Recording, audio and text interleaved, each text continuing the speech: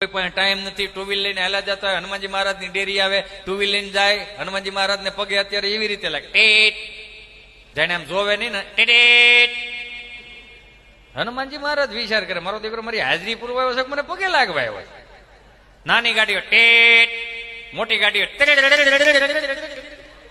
બધા નવી પેઢીઓ કે ટૂંકું કરી નાખ્યું. આપણે ટેટ કરીને નમસ્કાર સુધી આવી ગયા, નવી પેઢી થાવ ટૂંકું કરી નાખ્યું. હાયલા દા કેતા હતા હાય અન્નુ, અન્નુ નહીં હનુમાન બાપા કે મોઢું ફેરવી નાખશે, 71 પેઢીનો બાપ છે આ, હાય અન્નુ ના દીકરા થતા. કારણ કે આ જેટલું શીખવાડ્યું ને ફિલ્મ વાળાએ શીખવાડ્યું.